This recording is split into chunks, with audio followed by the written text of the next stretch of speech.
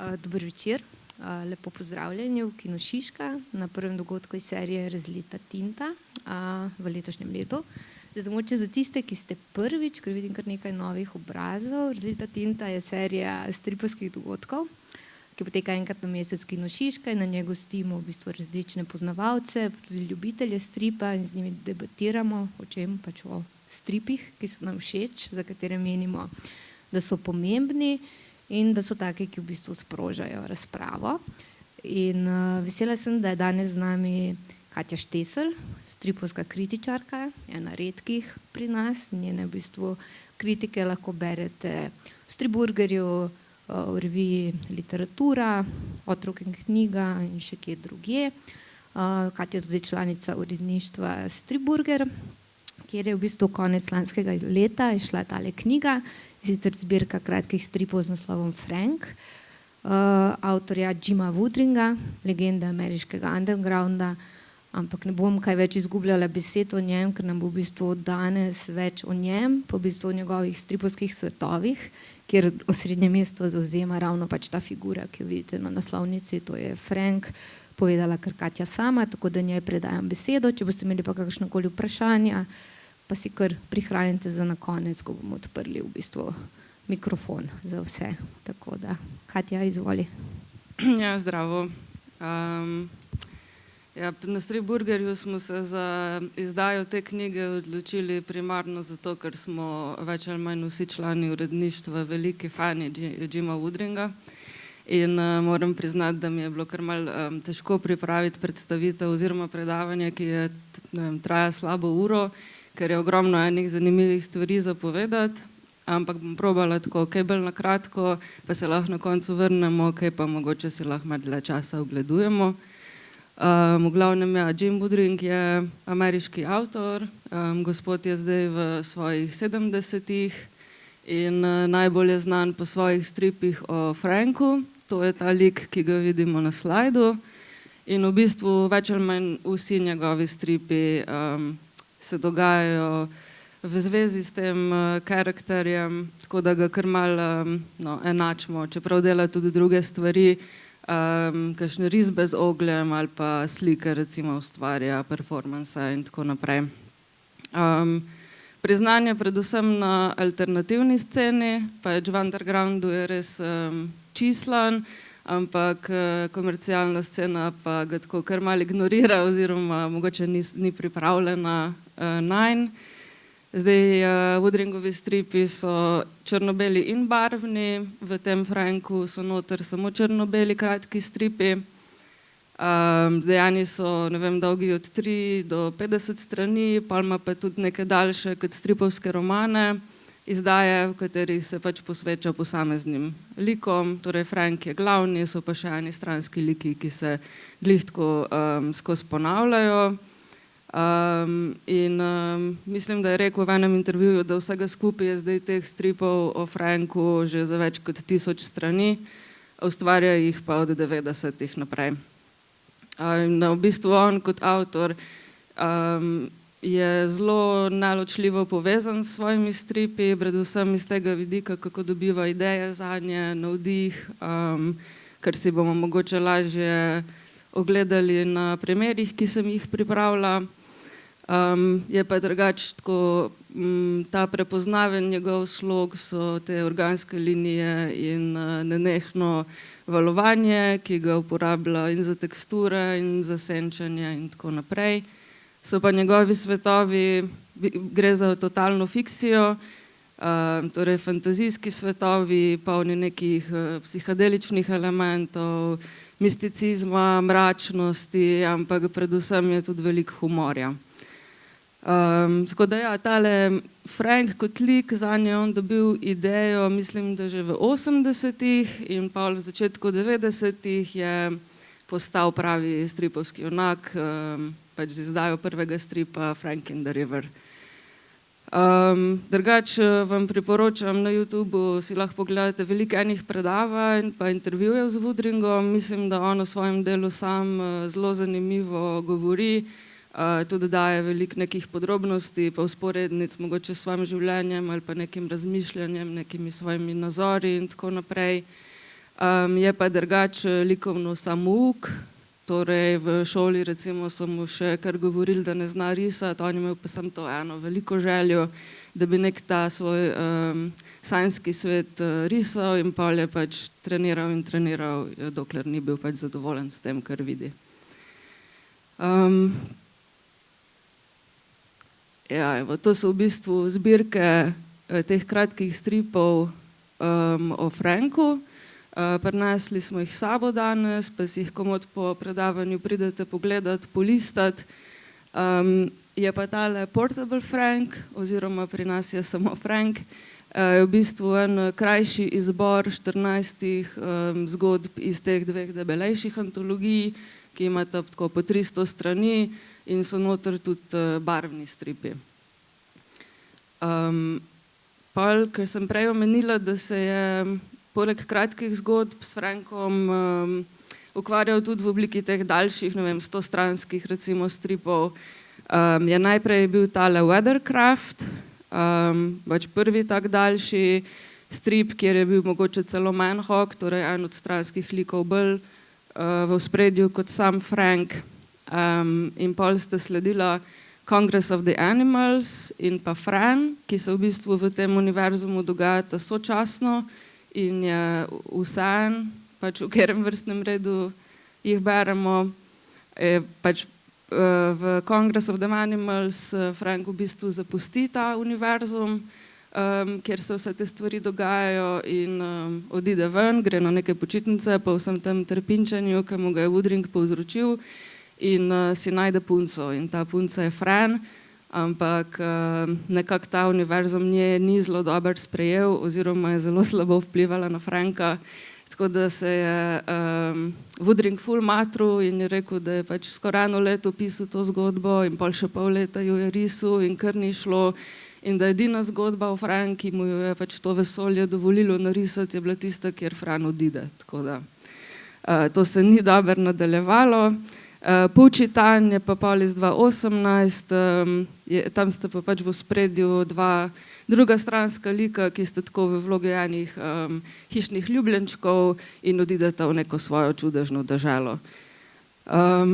Pol je pa v bistvu leta 2022, oziroma po mojem že kmalu tako po 2020, se odločil, da bo malo prestrukturiral te zadnje 3 stripovske romane in jih je združil v eno tole chunky knjigo, 400-stransko, in je tudi malo mogoče drugače osvetlil posamezne stvari, pa dodal je nekaj novih, kar nekaj novih strani, no.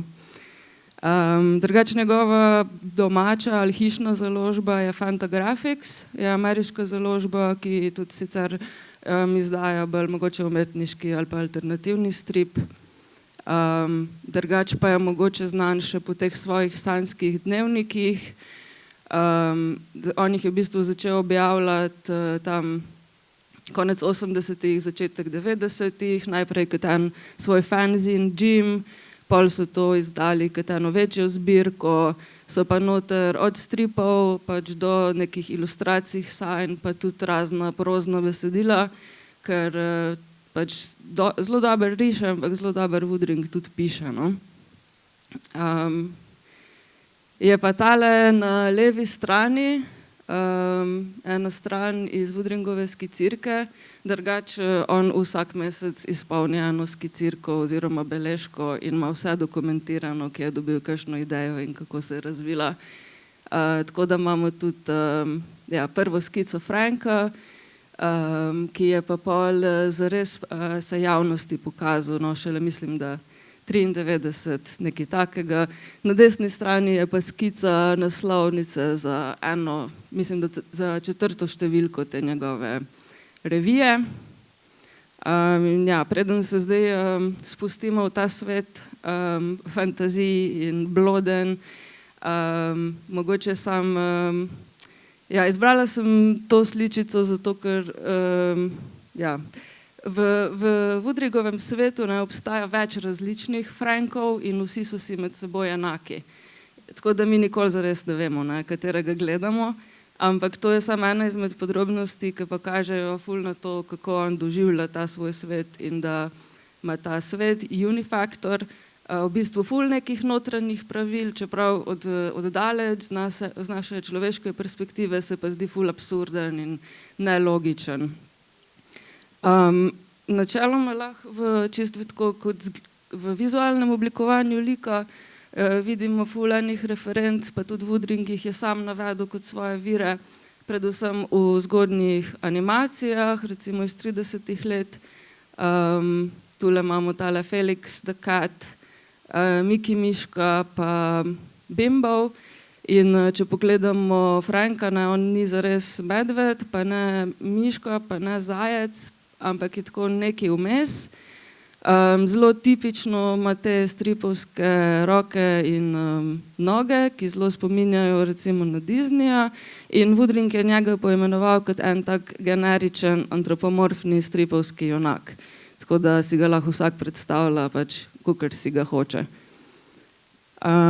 Tule sem pripravila en video, upam, da bo delal. Torej te animacije, po kateri se je Woodring zelo zgledoval oziroma mu je bila ljuba, pa se mi zdi, da če mogoče malo pogledamo, da bo kasneje, ko bomo gledali premiere, ful jasno, no, kaj je imel v mislih. In po oblikovanju lika in potem, kako se recimo dogajanje odvija. Watch us make bimbo as easy as pie. D-I-D-I-D-I. We are tough, you bet, filled with college pep. Bring him on, we cry. D-I-D-I-D-I. B-I-M-B-O. Bimbo.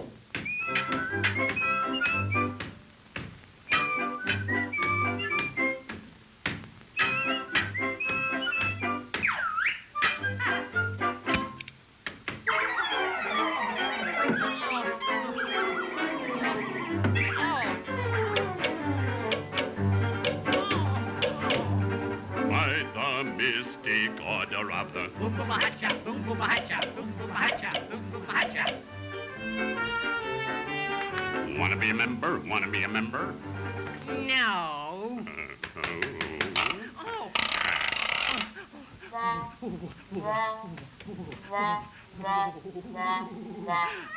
There's the way out.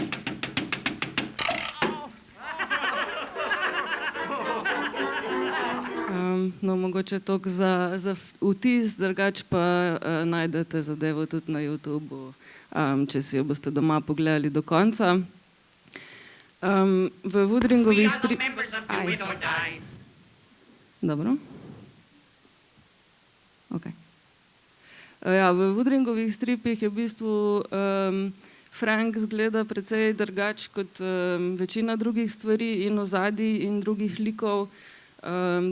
Recimo Frank zgleda zelo tak, mogoče celo otroško, zgleda, da je iz ene prikupne risanke, medtem ko druge stvari znajo biti dosti groteskne in bizarne, in se mi zdi, da včasih pa glih zaradi tega kontrasta pridejo še bolj do izraza, ali nas pa kot bralce mogoče malo bolj presenetijo, glih zato, ker ne pričakujemo toliko groznih stvari, kakor se mu dogajajo v stripih.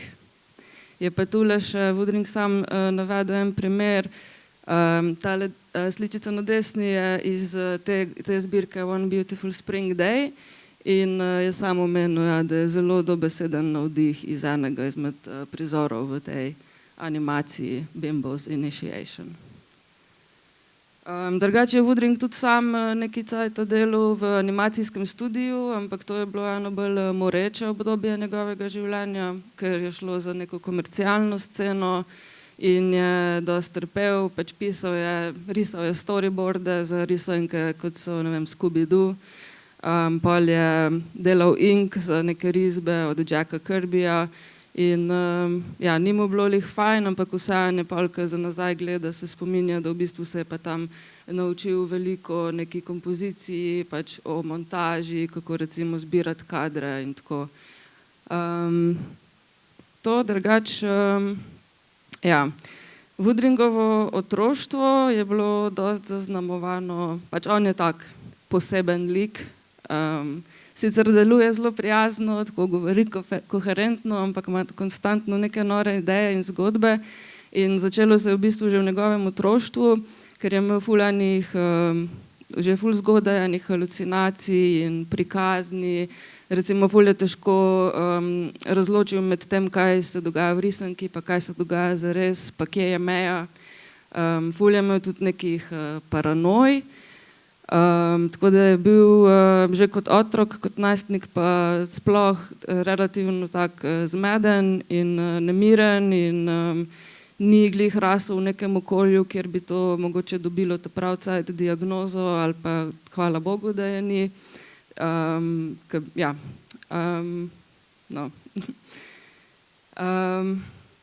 Želel se je pač poglabljati v to, kar se mu dogaja in raziskovati to in zelo hitro je svoj strah do teh nekih prikazni, pošasti, čudnih občutij dal na stran in jih začel v bistvu čisto raziskovati in se mogoče malo bolj spustil v neko svojo podzavest, ki je hkrati še danes zanj nek vir navdiha oziroma on tam zve vse te zgodbe, ki jih pol mora sam še narisati. Njegovo najstništvo drugače, ni bil ta mladi genij, definitivno ne, mislim, da je tudi ta začetek njegove odraslosti bila prežeta s ful enimi preizkušnjami, pa kako se vzpostaviti v svetu, tako da je bil bolj ta introvertiran čudak, no. Kot sem, to je on? To ni bilo še zdaj, ja. In kot sem omenila, ima skozi te svoje beležke in tudi recimo na svojem blogu, zadnje leto sicer ne, ampak ima arhiv, kjer je stalno objavlja to, kar pač sproti dela, kako razmišlja. In pač zaradi tega lahko tudi sledimo nekemu njegovemu procesu ustvarjanja še za nazaj. En pomemben vpliv, ena pomembna stvar, ki se mu je zgodila v najstniških letih v srednji šoli, je bila ena retrospektivna razstava dadaizma in nadrealizma in on je bil čist navdušen in osupel in si je mislil, wow, pač to se sploh sme, a te ljudje, ki so to naredili, a njim se reče umetniki, pač jaz tudi hočem biti del te tradicije. Tako da je v bistvu obisk te razstave zanj bil ful en tak kreativni zagon. Tudi vsebinsko se mu je pač posvetilo, ful je možnosti, kaj prikazati in kako prikazati, kako se tega lotiti in v bistvu tudi nek mogoče občutek pripadnosti, ki ga dotlej ni imel, pač da so še neki drugi ljudje, ki tudi razmišljajo vizualno na podoben način in tako in po vsebini in po obliki in kar se tiče nekega zanosa za risanje, je bilo to zanj precej pomembno in vplivno. Drugače recimo kot enega izmed svojih vplivov omenja tudi Jeronimusa Boša in on ga omenja predvsem iz vidike humorja, njemu se namreč zdi blazno smešen, ker pravi, saj to ne, da so stvari ogabne ali pa groteskne, vse to se da preživeti in predelati, to je lahko tudi ful zanimivo in tudi ful zanimivo zarisati. In važno je, da stvari ne postanejo zlobne in nevarne. In on tudi recimo ne doživlja zdaj neke te skrivnostnosti ali pa mračnosti kot nekaj slabega ali pa žalostnega ali pa nevarnega in jo sam hoče pač ločiti od tega nekega namerno zlobnega. In pravi, da je pač humor tista varovalka, ki jo ima vsak kartunist, tako on sam sebi pravi, je pač varovalka pred tem, da ne zdrsneš v neke globočine, kjer se pol ne moreš rešiti ali pa se zaciklaš. In zato pač on toliko velik poudarek v svojem delu daje ravno humorju, je pa res, da je ta dosti tak črn humor in velikokrat obešenjaški, tako da Frank niso stripi za otroke, no. Pol še en izmed vplivov, ki jih on omenja, so te v bistvu kot neki začetki nemih stripovskih romanov so lesorezi v zgodbah, kjer so te risbe pač na eni strani, torej en okvirček na eno stran, in on se je recimo tu vzgledoval in učil predvsem tega, kaj izbrati in kaj spustiti, da bo zgodba še zmeraj razumljiva. Ne. Pač kaj bom pokazal, da bo bralcu jasen prehod med eno in drugo sličico, kaj se je vmes zgodilo in na ta način, da se potem razvija pripoved. To so bile pa recimo neke revije, ki so v njegovi mladosti pa še kasneje vplivale nanj. Mad, humoristična revija, Raw, isto tudi underground stripi, nekaj, kar ja, mogoče ni tako dobesedno vidno pri Woodringovih stripih, ampak je pa on recimo z njimi začel brati stripe. Torej ni bil kot otrok navdušenec stripov, ne vem, Disneyja ali pa superherojev, ampak je v bistvu začel že z undergroundom.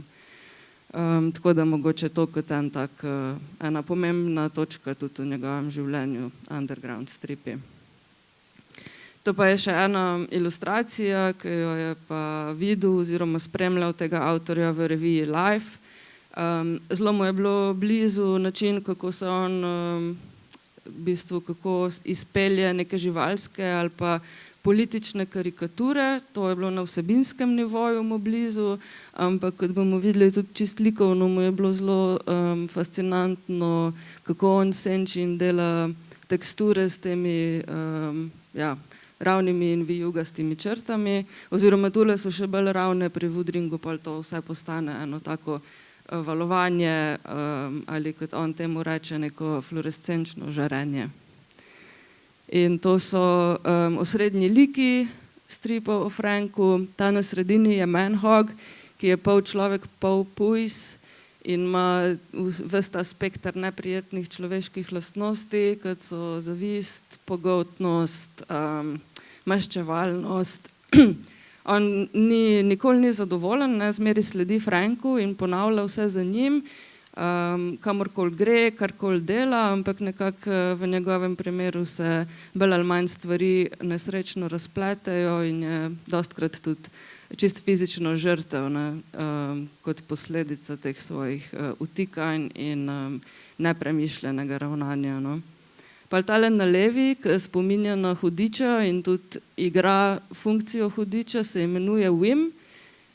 Njega recimo vidimo zmeri samo takole iz profila. Woodring pravi, da je to najbolj tak političen lik v njegovih stripih, čeprav so popolnoma nereferencialni, pač da bi on direktno kritiziral kakšne politične figure ali pa situacije, čeprav tisti, ki bi iskal, to bi zagotovo tudi našel. No, ta Wim je tak preračunljiv, skozi se ti zdi, da ti nekaj s tem nasmeškom prodaja in zdi se, da itak živi za to, da druge malo okoli prinaša, pa da se v bistvu zabava z njimi in dela norca iz njih in tako naprej. On ima po mojem od vseh likov še največ teh sposobnosti nekih preobrazb, malo zgleda tako, pa se vmes malo spremeni v nekega bičkarja, neko tako čudno figuro, ampak ja, v tem svetu Frankovem je to, ni nad tem nobenega čudenja, to vse pač samo tako je. In tale dva štirinožna prijatelja sta pač ljubljenčka od Franka oziroma igrata to funkcijo. En je Popša, to smo ugotovili zelo naknadno na uredništvu, da je v bistvu punčka, ker smo gledali intervjuje in jo je on skozi naslavljal She. In ona je bila prvi ljubljenček od Franka in pol, ker Frank je do nje tako, malo, ko mu sedeti se cartati, pa če ima blizu, pa če ga kaj varuje, pa odganja sovražnike, mu je tudi fajn, ampak zelo hitro pozabi na njo, sploh če se mu dogajajo kakšne bolj zanimive stvari. In pol se je Woodring na neki točki pač odločil, da ona tudi rabi enega prijatelja in pol je prišel tale Pušpa. Ne vem, oblike sta dosti take abstraktne, geometrijske, vsak itak vidi te stvari tako, kot hoče. Jaz vem, da ko sem si prvič tako razlagala oziroma si pripovedovala, da mi je bilo najlažje si zmeri reči sam toast pa sir za ta dva. To so nekako srednji liki, so pa tudi drugi, ki se, se pravim, ponavljajo, zdaj niso vsi v vseh zgodbah, tudi zato, ker so ene pač krajše, ene daljše. Je pa veliko nekih teh silhuet simetričnih in nekih čudnih figur, kakor je tale pač stvar, senca, ki lebdi na nebu, in te so tudi v bistvu kar stalen del tega vesolja.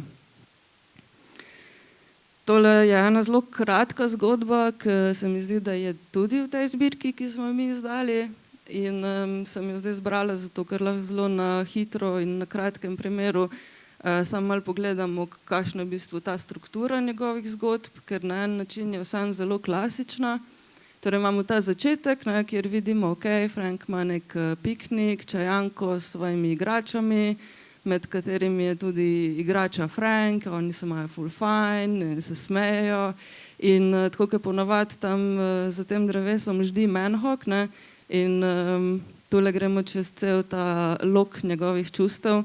Najprej se mu zdijo kokluškano, in pol si reče, fuck, ampak jaz pa recimo tega nimam, in postane žalosten, pol postane iz te žalosti mogoče jezen, zavisten, in ker on itak deluje skozi iz nekih teh negativnih čustev, postane še nasilen in se zažene v to njihovo čajanko, tako kot en bully, in jim v glavnem vse v nič, dvigne dekco, jih zmeče dol, tako da smo imeli nek ta uvod, in pol imamo zdaj konflikt, in pol Frank tule je razočaran in jezen, pač, ker njemu pač Manhawk skozi to dela, ni tako, da je samo enkrat in enkrat ima tudi Frank dovolj.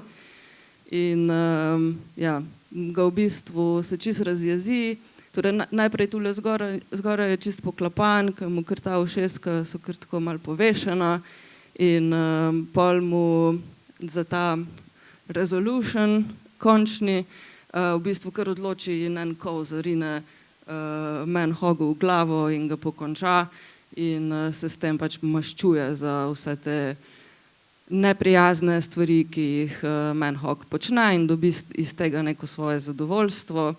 Ampak tudi ta primer je dober zato, da se vse njegove kratke zgodbe na koncu resetirajo, in v naslednji zgodbi bo Manhawk zopet živ in zopet bo delal neprijazne stvari svojim stripovskim junakom. Same risbe, tako kot smo prej že pogledali, so pri Woodringu črno-bele, dela jih zmeri tako, da si najprej v glavi že zelo natančno predstavlja, kaj bi bilo, kje bi bilo, kako bi se nadaljevalo, in pol naredi skico s svinčnikom in pol gre s tušem čez. In tako so narejeni v bistvu vsi ti njegovi črno-beli stripi. Narava se nam zdi na en način zelo domača, tako se počutimo tako bi lahko šli tudi, ne vem, na barje, na sprehod, tam so neka drevesa, ampak vse skozi je prisoten nek ta občutek nečesa morečega, ali pa da se bo nekaj zelo nenavadnega zgodil, in da je treba biti skozi pozoren na neke detajle, da bo, ne vem, se nekaj transformiralo, ali pa da bo izza nekega grmovja nekaj skočilo. Tako da drugače se ful igra s svetlobo in sencami. Za njegove stripe je ful značilen ta nek kontrast.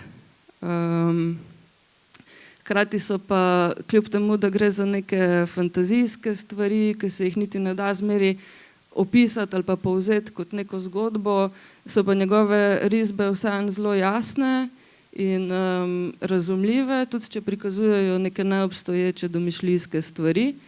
In kot bomo videli, je taka jasna tudi Woodringova stripovska pripoved. On v bistvu uporablja neke zelo konvencionalne stripovske načine, razporeditve ali pa neke te elemente, kot so, ne vem, miselni oblački, gibalne črte in take stvari. In ker je vse to zelo štima in je zelo premišljeno, pol se mi kot bralci pač res ne ukvarjamo s tem, aha, sem zdaj to prav poštekal, kaj se je v bistvu zgodilo, ampak se lahko potopimo čist v to neko fantazijo, nočno moro, kakor kdaj. To je mogoče en tak, da te slike, ki jih zdaj kažem, so drugače enostranske ilustracije, ki vsebujejo Franka in ta njegov svet, in so neki večji formati, so pa drugače tudi risbe v stripih, precej detaljne, ampak mogoče ne toliko, kakor je na teh primerih.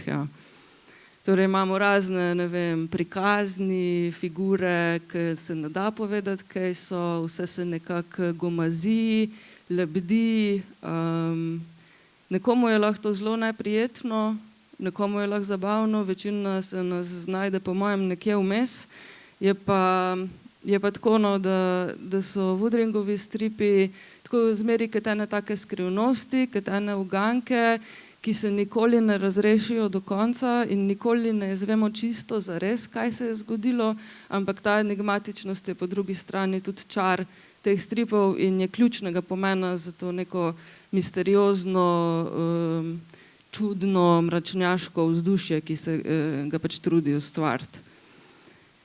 In pomemben aspekt je tudi mogoče duhovnost. Tule vidimo razne elemente nekih teh sakralnih objektov, hkrati je ogromno enih vzorcev, nekih obokov, kupol, prehodov, okna, line, skozi katere je treba pokukati, pa pridemo v neke čist druge svetove. Neki te, ne vem, mandalasti vzorci, neke stvari, ki lebdijo, se vrtijo, tako da je precej neke mistike noter, ampak nikoli ni vsiljiva, pa nikoli ni vključena na kakršenkoli moralističen način, ampak je tako res en nebrzdan domišljijski izraz, ki prihaja iz te Woodringove podzavesti. In našla sem eno misel, ki je v bistvu ta unifaktor, to je ta svet, ta domišljijski svet, v katerem se vse dogaja in ki Woodringu sam narekuje, kaj se naj zgodi. In ta unifaktor pravi, da je darilo mojega globokega in osveščenega podzavestnega, mojemu plitvemu in neumnemu javnemu jazu, in da je zanj kot neko miniaturno gledališče ustanovljeno izključno za potrebe mojega upovedovanja. In iz tega je jasno, da on niti ne cilja na neko zdaj široko publiko, pa medijsko prepoznavnost, pa ne vem kaj. In tudi sam pravi, da v bistvu mu ful veliko pomeni, če se na vsake toliko pojavi kakšen bralec, ki ga pa njegovo delo zelo razveseli, ga nagovori, mu začne postavljati vprašanja ali pa ga mogoče celo navduši k temu, da začne sam ustvarjati in da bolj stremi mogoče k nekemu temu cilju bolj globokega, kot pa bolj površinskega branja. Čeprav zdaj v tej zbirki so samo črno-beli stripi, obstajajo tudi barvni stripi o Franku, v njih je Frank take indigo barve. Upam, da ni ta slika zdaj koga razočarala, ki je bral sem črno-bele stripe, pa si je vse čist drugače predstavljal. V bistvu, v teh barvnih stripih so zelo živi odtenki, veliko barv, različnih barv, ni pa recimo tega rastra valovanja in recimo so ploskve zaradi tega delujejo bolj čiste. Pol recimo tale primer teh duš, vrtavk, kakorkoli se mi zdi dober, ker ima res milijone enih barv in tule še bolj deluje tako kot nek candy shop prikupen, pa smo v bistvu čist daleč od tega. In tako velja tudi za druge prizore iz teh stripov, je pa tako, da nimajo vsi liki zmeraj istih barv. Tale, mislim, da ga on imenuje Quack. Videla sem tudi en drug strip, kjer je rdeče barve, tako da si tudi tule pušča Woodring prosto pot domišljiji. Se mi pa zdi, da sploh s tem zadnjim delom, no, da je pokazal, da kar ga zares zanima, so črno-beli stripi in da to eksperimentiranje z barvami pa bolj preizkuša v tistem svojem delu, kjer recimo slika, pa se tam bolj s tem igra. Tole je bilo pa iz ene serije nekih razglednic, pa sem zbrala ta primer, ker je pač vseeno barven, ohranja pa te neke teksture, ki so značilne za njegove črno-bele stripe in imamo zares občutek, da, mislim, ja, lahko bi bil najprej strip, ki je bil pol pobarvan, ne pa da je že od začetka narisan oziroma naslikan čist drugače.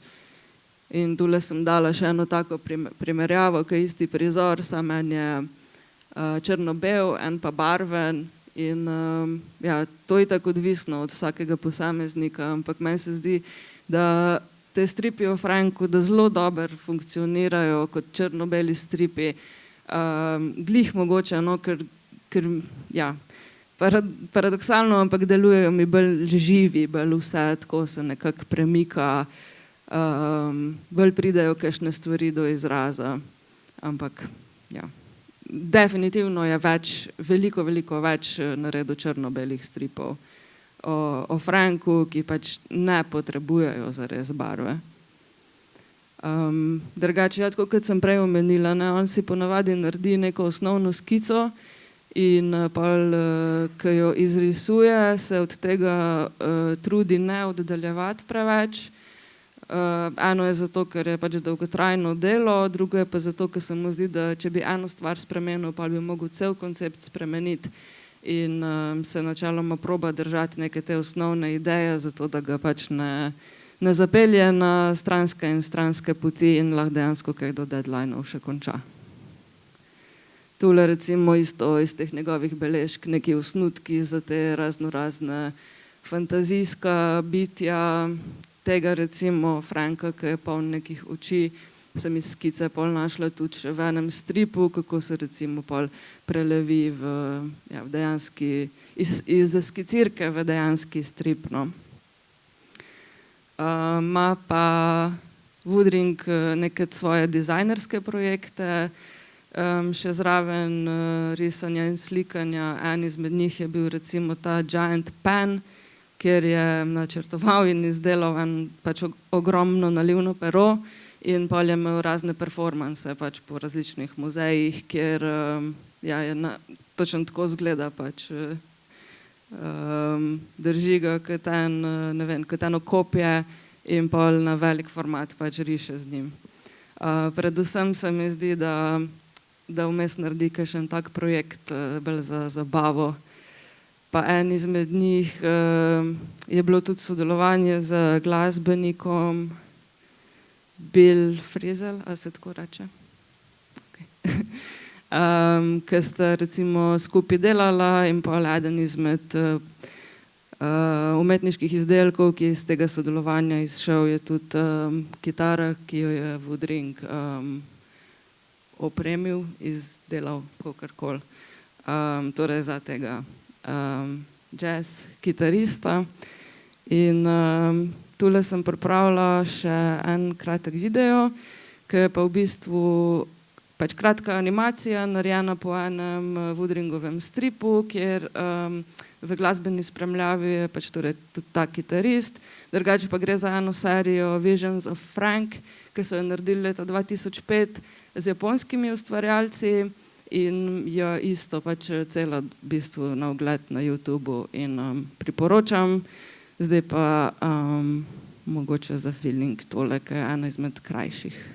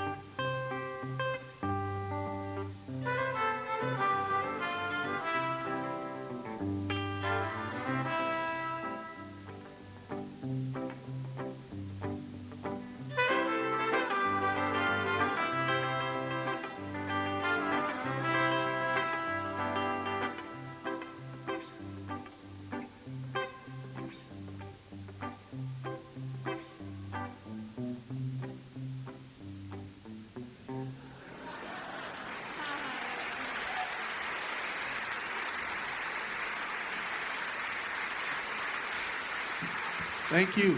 Jenny.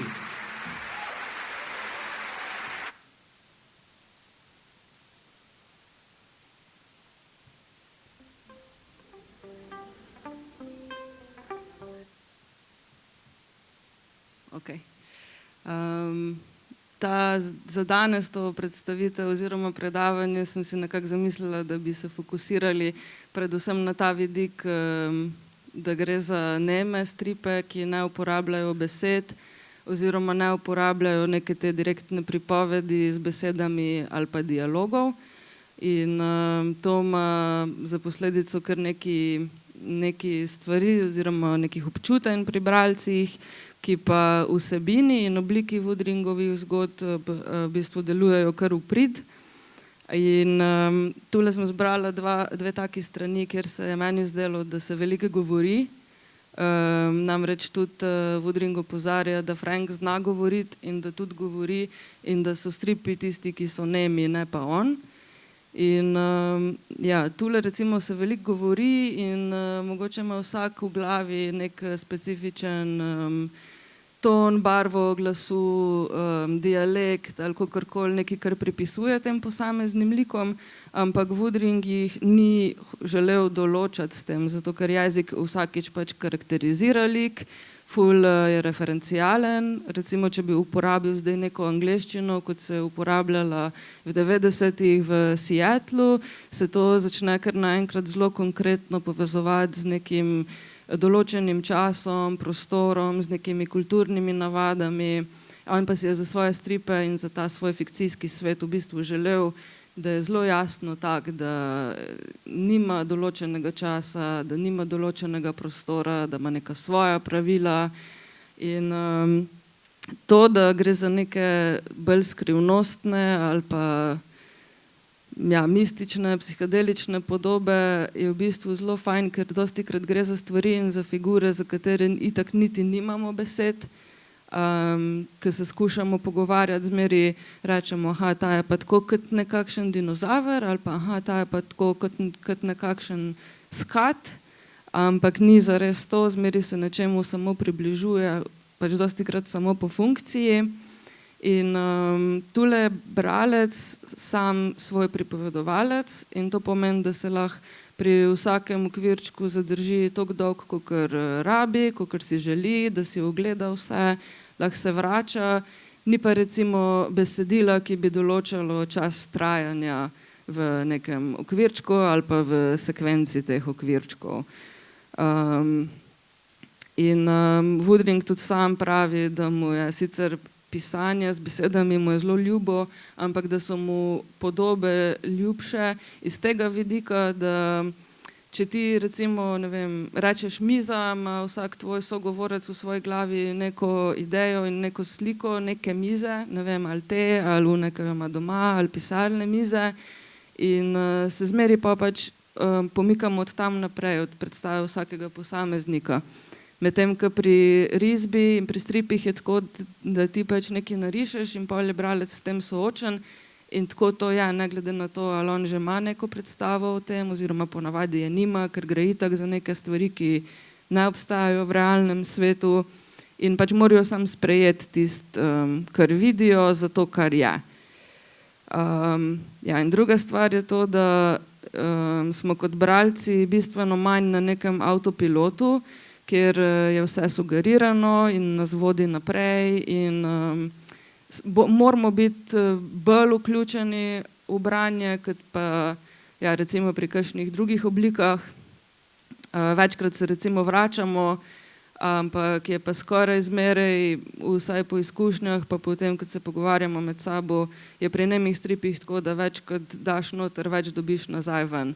Torej, več časa, kot si vzameš, bolj, kot si pozoren, večkrat recimo, kot prebereš, več dobiš. In isto je pri branju teh stripov o Franku, kjer v bistvu vsakeč znova, ko jih bereš, najdeš nekaj novega, opaziš nekaj, kar prej nisi in je res tako, pač bolj kot gledaš, več vidiš. In poleg zdaj tega vzdušja bom probala mogoče še sproti malo omeniti, kje se mi zdi važno in da pride do izraza in da je v korist pripovedi, ravno ta odsotnost besed, ki je tako nedoločena, no, oziroma omogoča neko nedoločenost.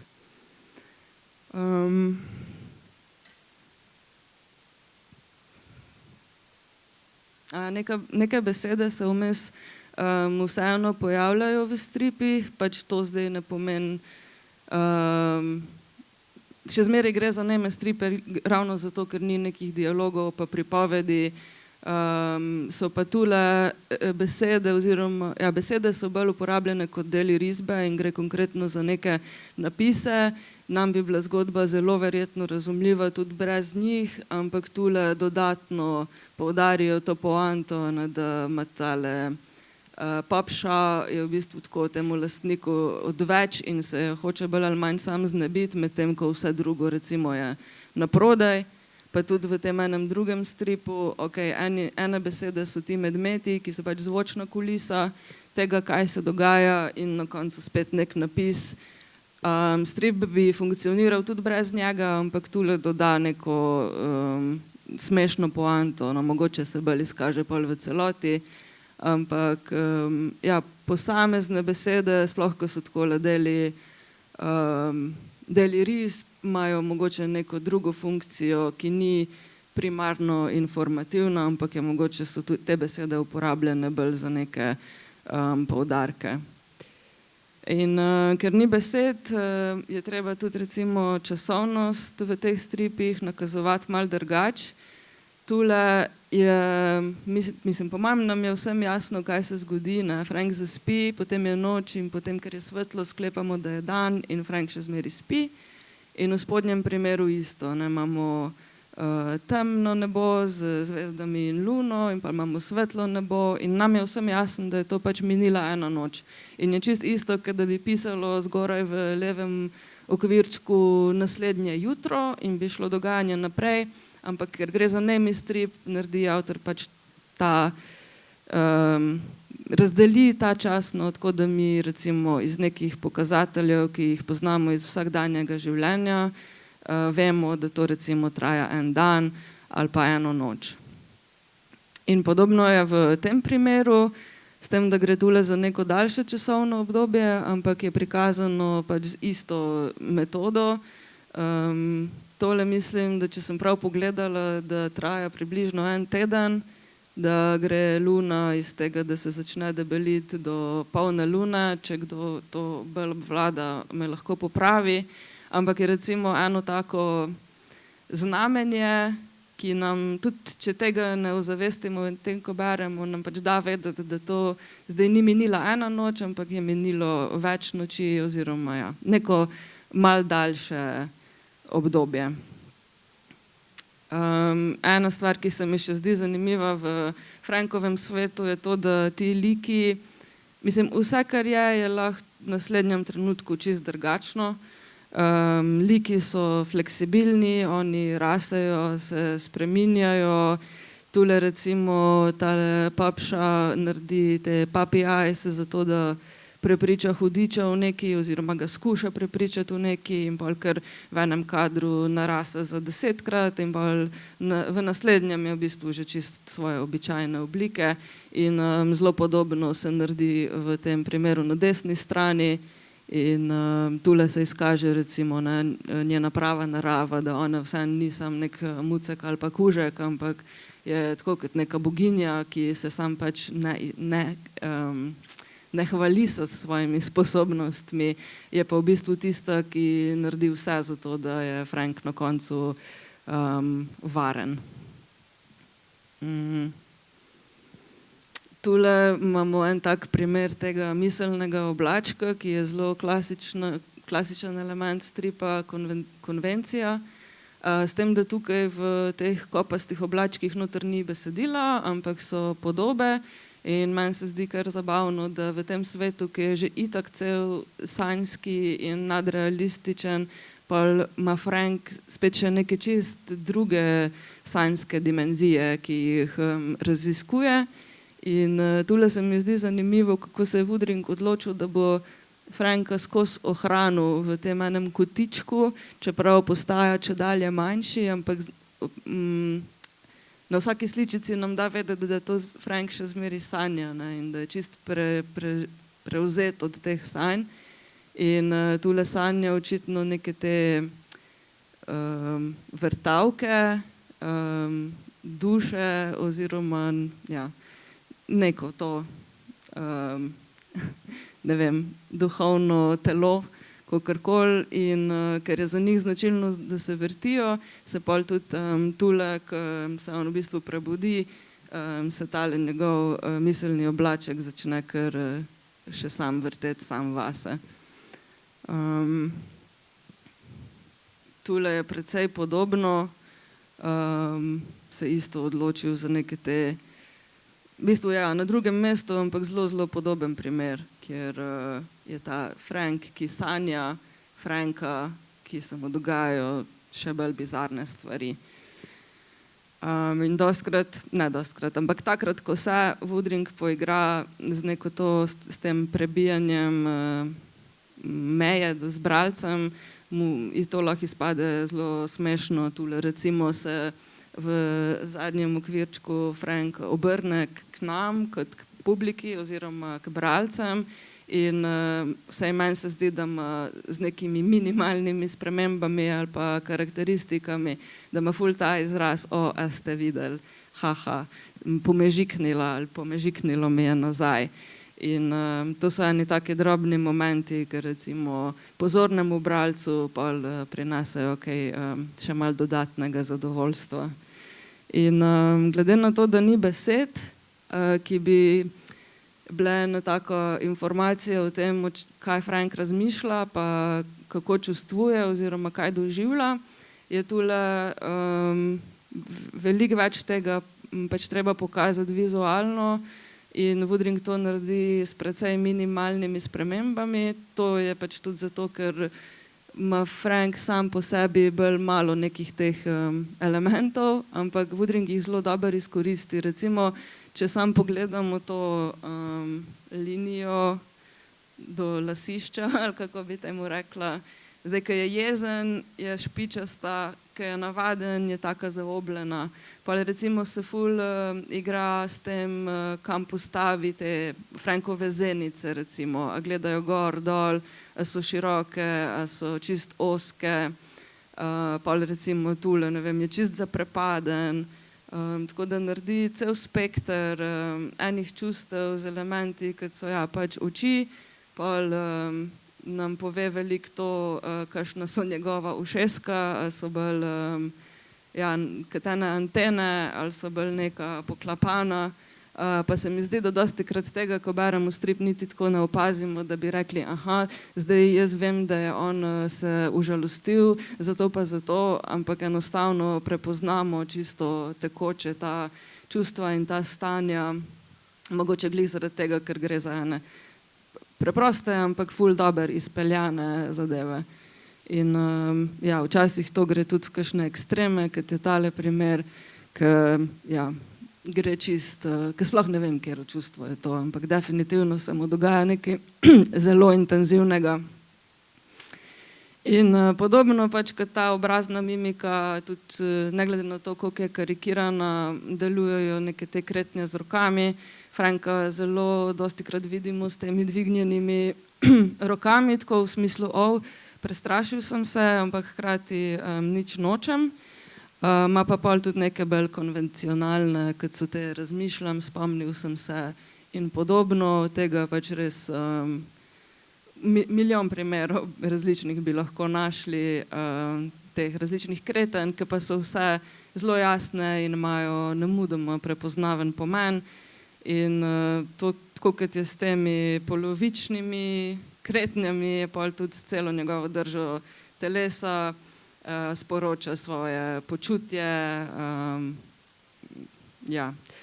Tale primer na desnem robu se mi je zdel ekstra cute, ker se tule s to svojo punco Fran nekaj pogovarjata, ne, in se imata ful fajn, se hecata, in pol v enem trenutku, ko se zavesta, da imajo pač ful fajn skupaj, pa kar oba zardita in naredita te šaj obrazke, in tule se kar na ličkih pojavijo te iste isto valovanje te črte, ki pa v bistvu mi je zelo hitro jasen, da sta oba mal zaradela.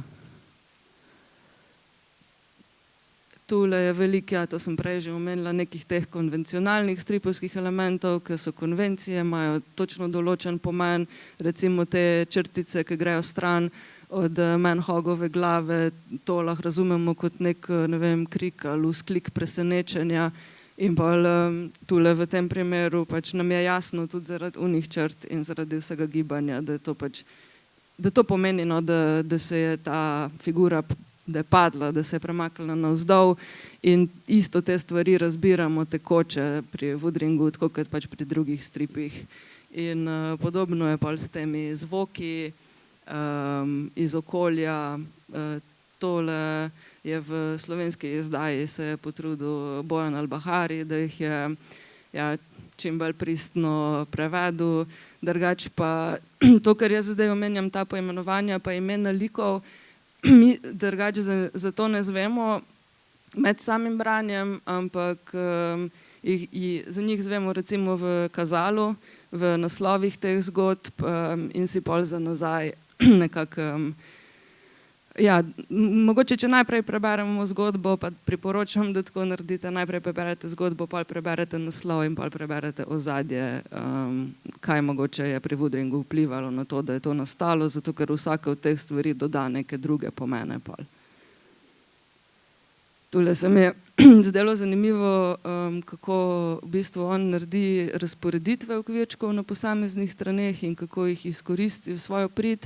Tule recimo imamo eno dolgo kontinuirano razporeditev teh 3 vrstic in tule vidimo tega Manhoga, on strašno trpi, vsi mu nekaj hočejo, je tako kot na nekem tem pasijonu in pa kar naenkrat vidimo ta okvirček, ki čez 2/3 strani in Manhog pride v nek tak čudežni vrt, kjer je vse bogato poraslo in fascinantno in v bistvu Woodring uporabi eno tako relativno preprosto metodo tega, da razbije kompozicijo in hkrati naredi nek poudarek, omogoči si en tak prizor, kjer je več detajlov, kjer smo tudi mi kot bralci pol, wow, ok, to si imam pa zdaj čas malo gledovati, kaj vse je narisano, koliko se hitro strani spopolni.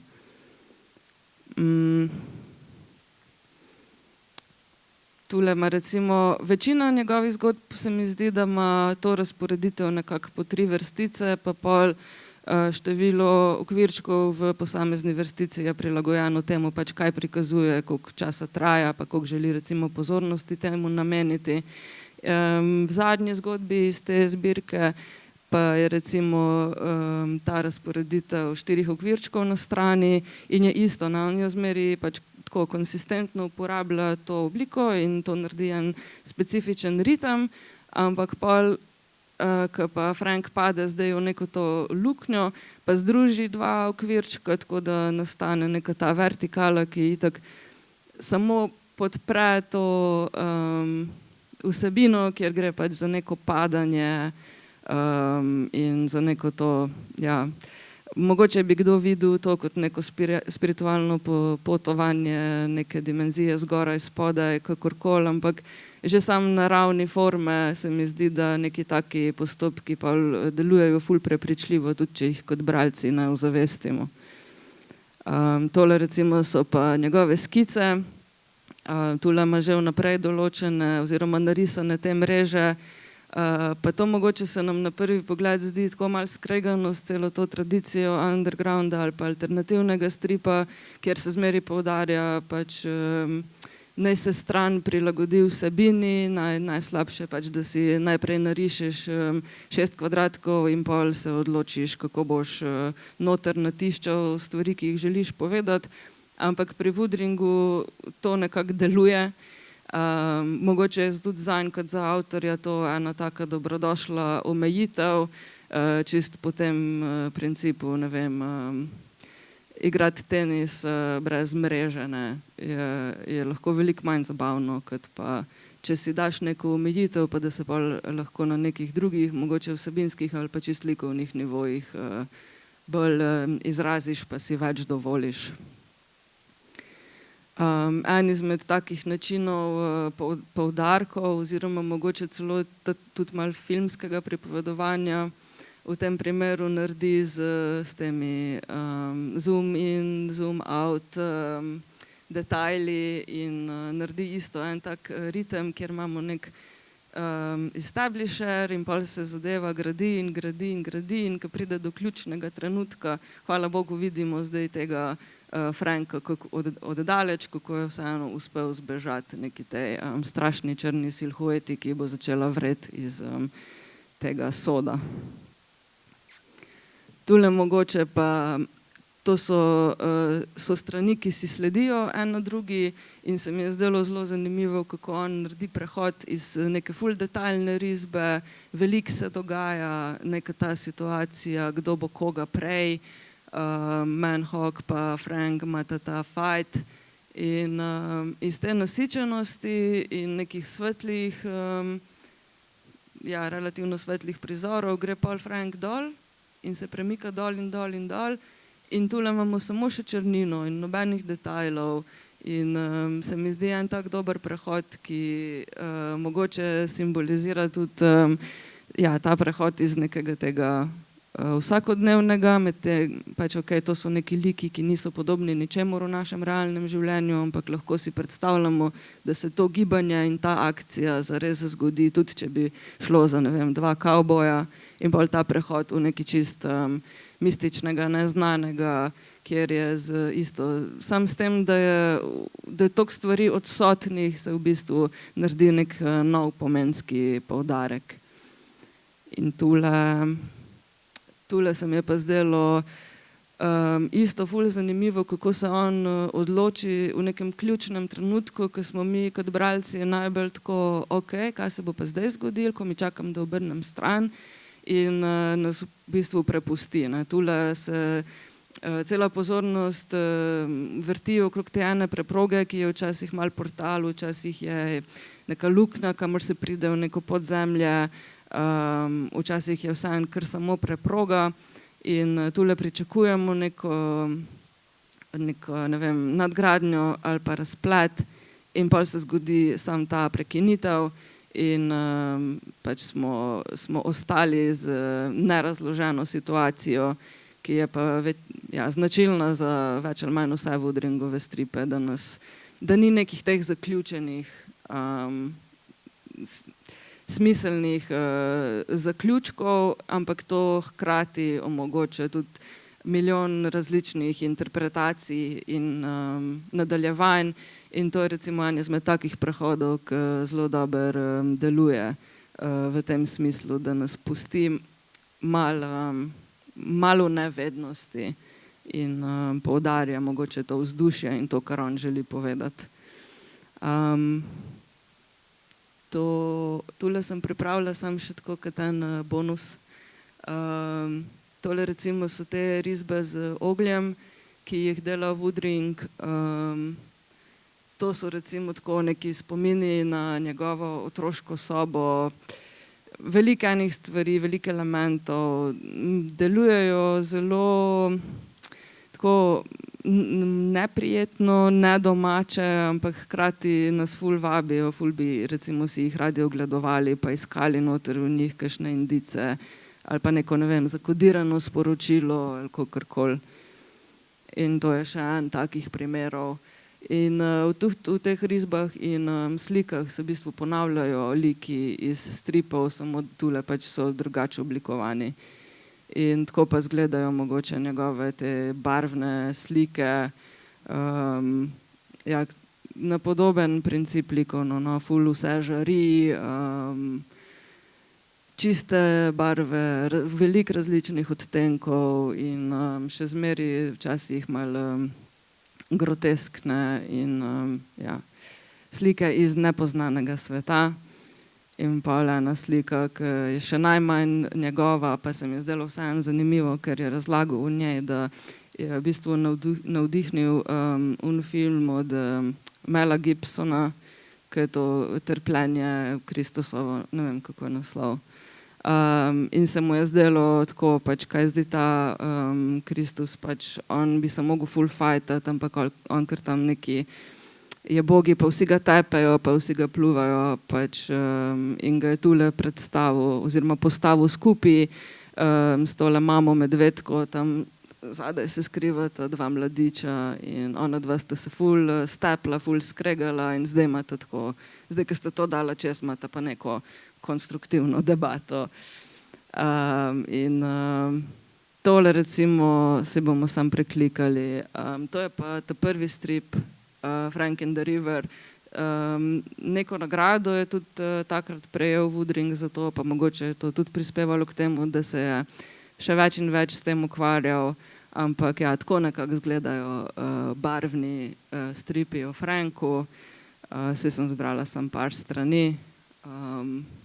Isto, ja, prehodi, nenavadna kauzalnost, svoja logika in tako naprej. To je v bistvu to, kar sem jaz pripravila. Tule smo prinesli knjige, če bi si želeli pač jih ogledati. Tamle smo jih prinesli, če bi si kdo kupil za domov. Hvala, ker ste prišli. Imejte vprašanja.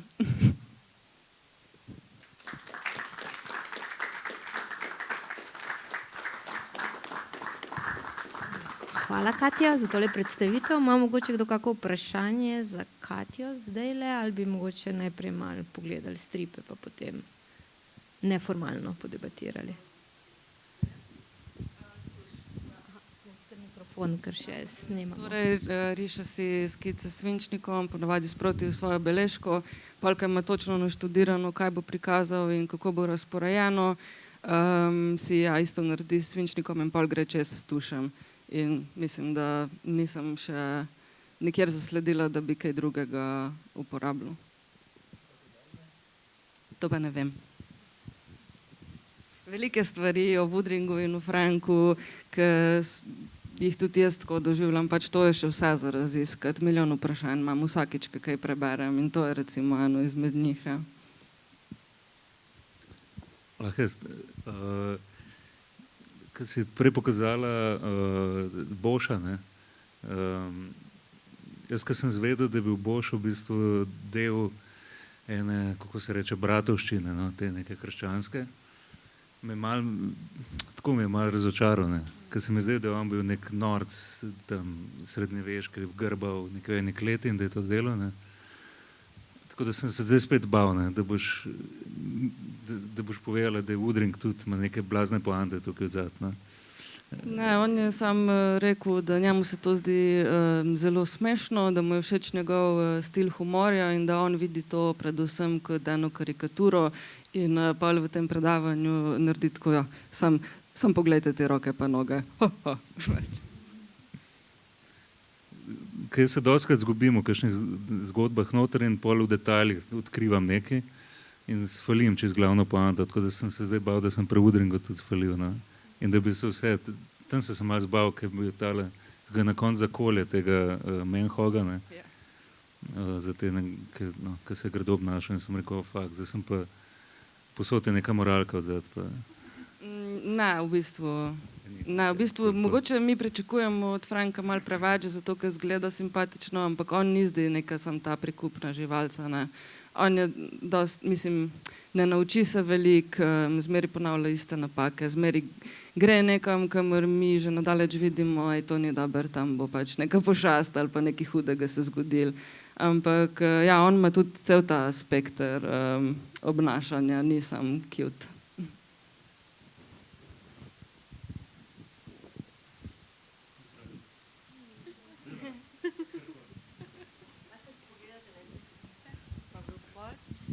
Bi pa mogoče sem še izkoristila to priliko, da vas povabim tudi na naslednjo razlito Tinto, ki bo 24. marca.